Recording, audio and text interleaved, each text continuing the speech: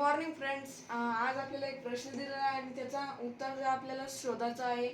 तर पहा, choose the correct alternative म्हणजे हे जे खालचे जे हे ऑप्शन्स आहेत त्याच्यातून आपल्याला एक चूज करायचं आहे, म्हणजे त्याचं जे आन्सर राहील ते पहा. In the adjoining figure if line M parallel line N and line P is a transversal then find x.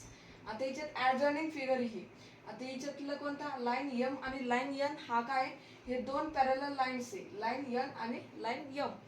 आणि जो पी आहे, लाईन पी आहे, तो आहे ट्रान्सव्हर्सल, म्हणजे दोन पॅरलल लाईन मधून हा जो ट्रान्सव्हर्सल आहे तो गेलेला आहे. आता याच्यात पहा, देन फाइंड एक्स. तर आपल्याला याच्यात जे 3x आणि एक्स दिलेली आहे, आता यांची काय करायची, आपल्याला जी एक्स आहे तर त्याची व्हॅल्यू काढायची आहे. आता सगळ्यात पहिले काय करायचं आहे, 3x प्लस एक्स बरोबर. आता 3x आणि plus x is equal to 180 degree. तर कारण याचं आहे की इंटेरियर अँगल काय आहे, हा काय इंटेरियर अँगल आहे. जो इंटेरियर अँगल असतो त्याचं जे मेजरमेंट असतं, आता हे जे कसे आहे दोन आसपासचे, जर एखादा अँगल आहे आणि त्याच्या साईडचा जो अँगल आहे, मग दोघांची जी ॲडिशन येईल ते काय येईल, 180 डिग्री येत असते. तर असंच त्याला म्हणलं गेलेलं आहे इंटेरियर अँगल. म्हणजे 3x प्लस एक्स यांची जी ॲडिशन येईल ती 180 डिग्री राहील. आणि यांना हे जे दोघांचे जे आहे 3x प्लस एक्स हा काय इंटेरियर अँगल आहे.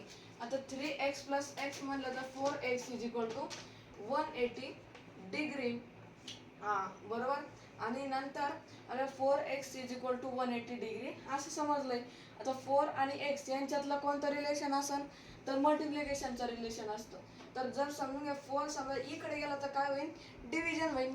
आणि जर पुढे जर आपल्याला म्हणजे आपलं गणितीय करायचं असेल तर आपल्याला x is equal to 180 upon 4 करायचं आहे.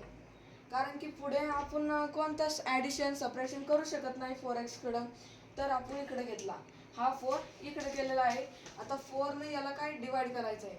4 1 चा 4, 4 4 चा 16, उरलं किती 2, 4 5 चा 20. तर आपल्याला जो याचं जे डिवाइड भेटलेलं आहे ते काय 45 डिग्री. म्हणजे आपल्याला एक्सची जी व्हॅल्यू भेटलेली आहे, म्हणजे आपण 4 ना 180 डिग्रीला काय केलेलं आहे, डिवाइड केलेलं आहे, म्हणून आपल्याला भेटलेलं आहे 45 डिग्री. तर याचं जे ऑप्शन आहे इथे आपण सेंटेन्स लिहूया. The correct option is C. समजलं. तर अशा पद्धतीने आपल्याला हा जो क्वेश्चन आहे, तर याचा जो याच्यातून जे ऑप्शन होता करेक्ट ऑप्शन तो आहे सी.